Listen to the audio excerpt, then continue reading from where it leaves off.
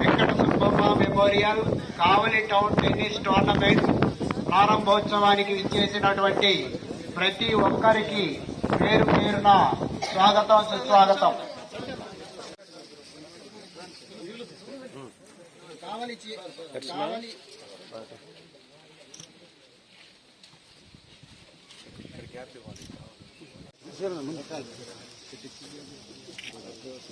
వీరికి JB college commerce lecturer SK Ayyub Ahmed పుష్పగుచ్చ.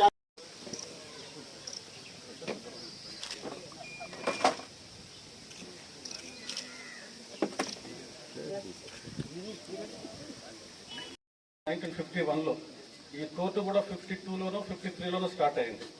మధ్యలో కొన్నాళ్ళు ఆగిపోయింది. చాలా మంది ఇక్కడ నేర్చుకున్న వాళ్ళే. తర్వాత మళ్ళీ నేను వచ్చిన తర్వాత మళ్ళీ దీనికి రివైవ్ చేయడం జరిగింది.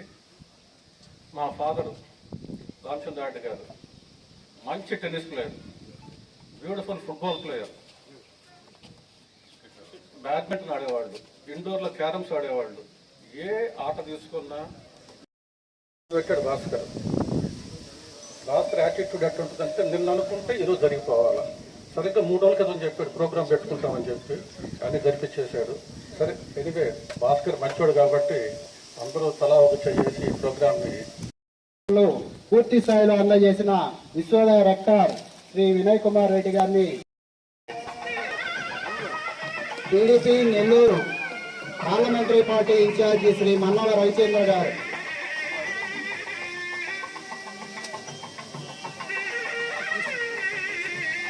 పట్టణ టీడీపీ ప్రధాన కార్యదర్శి శ్రీ జ్యోతి బాబురావు గారికి సన్మానం.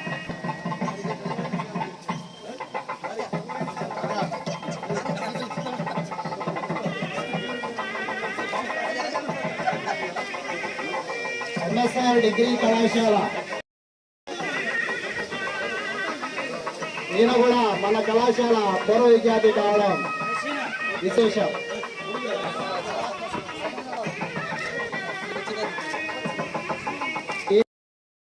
రెక్టర్ శ్రీ దొడ్ల వినయ్ కుమార్ రెడ్డి గారిని సన్మానిస్తున్నారు. ఈ కళాశాల పూర్వ విద్యార్థి మరియు అధ్యాపకులు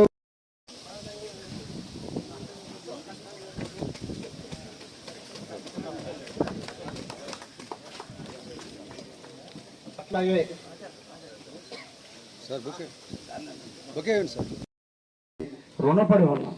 మన కావలి కీర్తి పతాకాన్ని ఎగరేసిన వ్యక్తి రామచంద్రారెడ్డి గారు.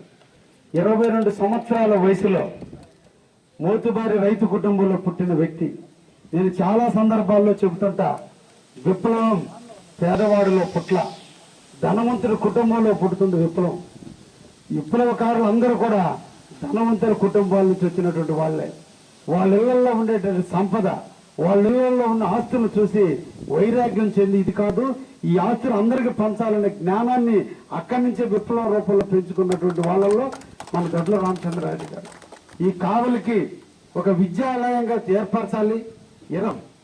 22 సంవత్సరాల హిస్టరీ అంటే బహుశా చూపించిన తల్లిదండ్రుల మీద చూపించకపోవటం చాలా దురదృష్టకరం. అటువంటి దానికి నాంది పలికి తల్లిదండ్రులు ఇచ్చిన జన్మకి సార్థకత చూపించాలని ఈరోజు సోదరుడు భాస్కర్ చేసిన దానికి శిరస్సు వంచి నమస్కరిస్తున్న సోదర, నిన్ను ఇన్స్పిరేషన్ గా తీసుకుని ఇంకో కొంతమంది అయినా చనిపోయిన రోజు తల్లిదండ్రుల పేరు మీద కనీసం 10 మందికైనా అన్నదానం చేస్తారని నేను నిజంగా నిన్ను ప్రత్యేకంగా అభినందిస్తున్నా. మన